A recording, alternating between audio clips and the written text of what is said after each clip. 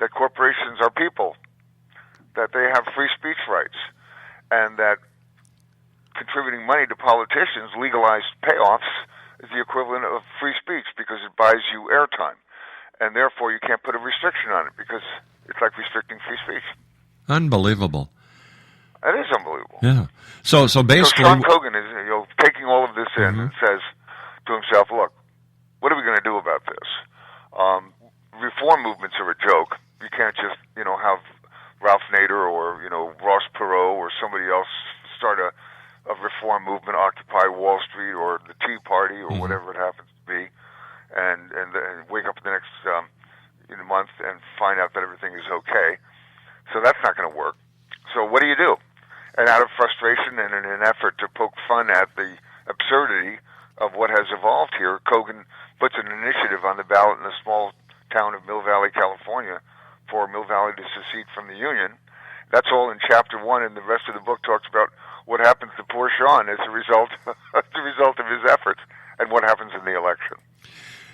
Let me ask you a question. You're an insurance lawyer. You deal with government, politics all the time.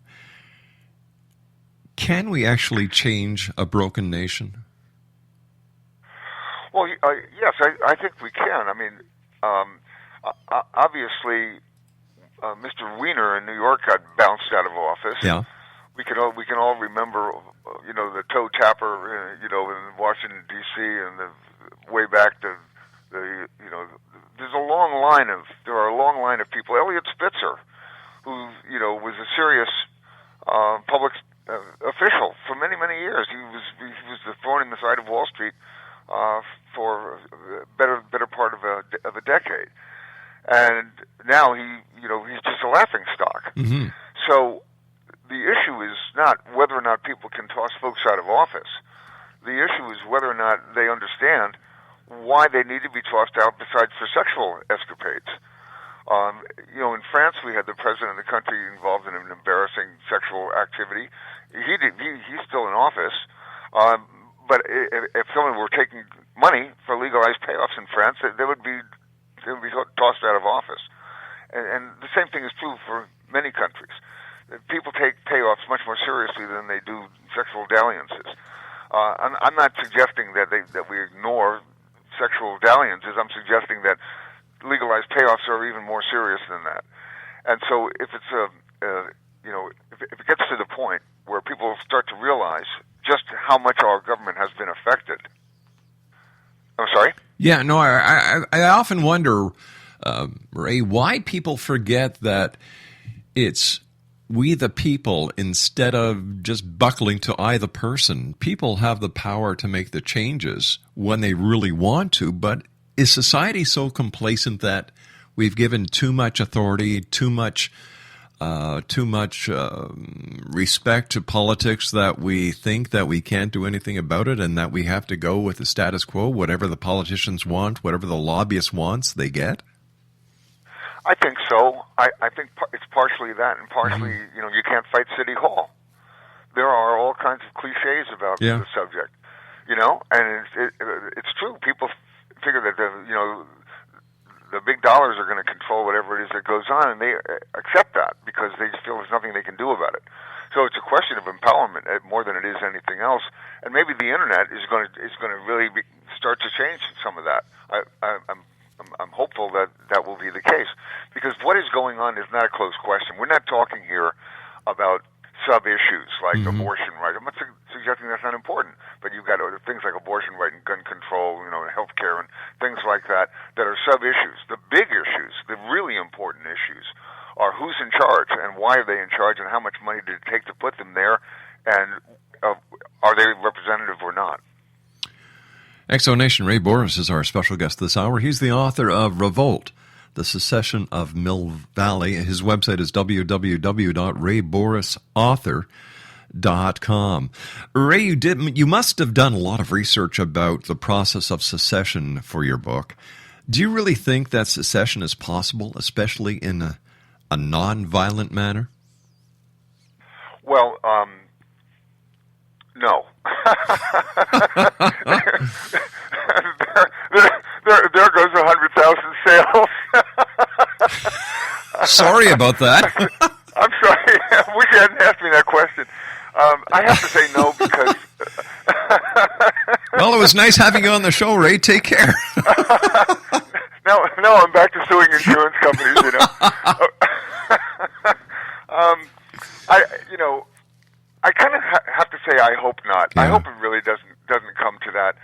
It's scary when you look at what has gone on in so many places in the world, in Spain, and what happened in the 1970s, as you pointed out, in Canada, and so on.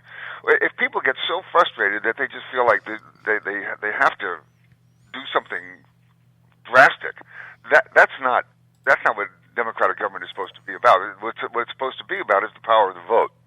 What it's supposed to be about is an educated citizenry that pays attention to what's going on, or at least some attention. And that's asking a lot these days. People have families to raise. They have things to do. They've got their kids that they're concerned about. They don't have time. Everybody's not, sitting around waiting to hear what I have to say about Revolt, unfortunately. And the reality is that unless something happens that's big, like a big scandal of one kind or another, people aren't paying that much attention. Yeah. So the trick here, it seems to me, is for people to just calmly understand that the unbelievable role of money in our political system is just totally unacceptable, because it's contrary to the best interest of government. It's just totally contrary to it. I mean, you may just as well. The U.S. Supreme Court has come out with this harebrained decision. Anton Scalia, he fancies himself an intellectual, so who am I supposed to be calling him harebrained? But I think he's harebrained. That's all right. So that's the reality of it. Decides that it's okay for foreigners with money, regardless of where they got the money, by the way, to contribute to American elections, to buy American politicians. So you may as well have a campaign, buy yourself a politician, like buy yourself, a new coat or a puppet or whatever you want to buy, so he can vote or she can vote for your interest in whatever it is whatever it is that you want to do. And hello, that's crazy. It is crazy to say that somebody from another country can influence your elections and buy themselves politicians. That is not a close question. And it is not a close question that a huge corporation, Chevron, is not a person. It is not. It doesn't have free speech rights. It shouldn't have free speech rights. It is a company. It is an institution. It is a gigantic power. It reminds me of the cartoon way back when. We've got to take our break here, Ray, so stand by. Yeah. It reminds me of the cartoon way back when, The Wizard of Id, and Sir Rodney is in front of the king, and the king says, "Rodney, do you know what the golden rule is?" And Sir Rodney says, "No." And the king says, "He who has the gold makes the rules." We'll be back on the other side of this commercial break with Ray Bourhis. Don't go away. Are you considering calling a psychic to read your situation? Then consider David Champion, a psychic medium for more than 20 years with thousands of readings under his belt. David Champion will make you feel comfortable. He has proven to be honest and accurate. He's a straight shooter. There's no guesswork. What he sees is what you get. While he is a medium, most of the calls focus on relationships, not only love, but work, school, neighbors, and more. Need help with finding a job and preparing for the interview? Are you dealing with people who are obstacles in your path? For more information, go to davidchampion.com, $1.50 per minute paid by credit card with a minimum of 30 minutes. For your reading with David Champion, call 1-877-702-8598. That's 1-877-702-8598.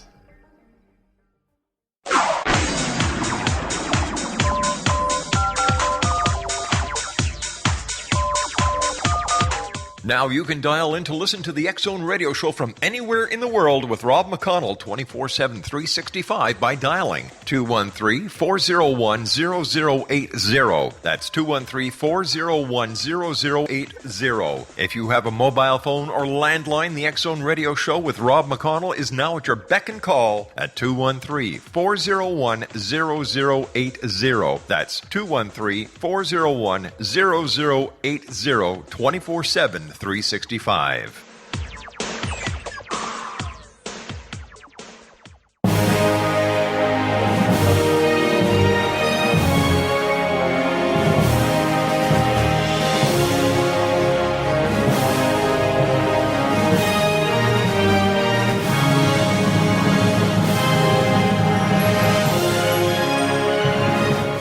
Could or should a city secede from America?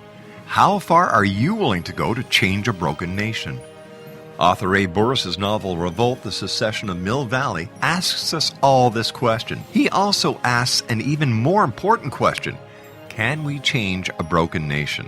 His protagonist, Sean Cogan, answers these by daring a small town to walk away from the United States of America in this fast-paced, well-balanced, ripped from the headlines and thought-provoking novel. Sean Cogan, a charming, independent, political malcontent, is convinced that America has become irrevocably mired in big money, greed, and power grabs, and is certain that now is the time to revolt against the destruction of this once great country.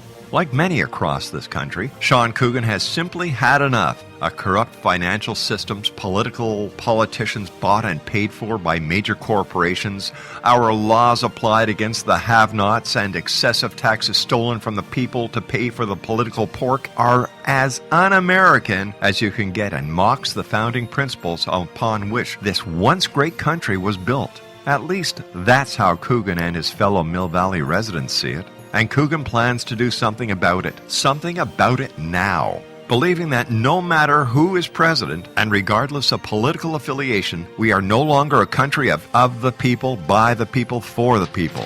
He believes that we have become a nation held in a vice grip by powerful Wall Street interests and corrupt multinational corporations.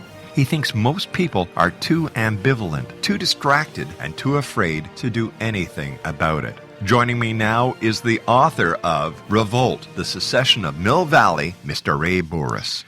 And Explanation Ray's website is www.raybourhisauthor.com. Ray, let me ask you a hypothetical question. Let's say that Mill Valley did secede. Who would govern it? Well, the idea, and I don't want to give away too much of the book, but what happens essentially is that as a result of events that unfold throughout the book, including the government taking action against Sean Cogan, planting bugs in his house and doing all kinds of things to destroy his credibility, and an embarrassing episode on a national talk show where the host sounds something like Bill O'Reilly. What happens is people get really upset at what has happened. It makes a lot of the things that Cogan has been warning about, and talking about, and complaining about real. And the political events unfold pursuant to both sides of that argument. There's also in which Cogan is representing his side of the argument, and there is a very articulate spokesperson for the basically the other side is arguing, you fix it, you don't destroy it. People still have the power, and all they have to do is reform the existing problems and get rid of them and improve things. And so there really is a debate that goes on throughout the entire book about yes or no and what the pros and what the cons are of actually just giving up. Seceding, vote to secede is a vote that we're giving up. We're giving up on the existing system. We don't believe we can do anything to change it. And the notion is, I think, what happens if enough communities start to say, we don't want to be a part of this, would be so embarrassing to the powers that be that it would grow as a movement and it couldn't be ignored. And so that's where the whole notion of a nonviolent approach to this problem comes from. You don't have to be picking up weapons and storming City Hall in order to be able to change things, because you can make such a mockery out of the existing system that people cannot really ignore the problems that you're talking about. Let me ask you this question: as an author and as a lawyer and as someone who's done considerable research into the governmental system in the United States, do you believe or do you think that our government will ever be honest and moral? Not for very long. I shouldn't be quoting somebody that I know so little about as I do about Saul Alinsky.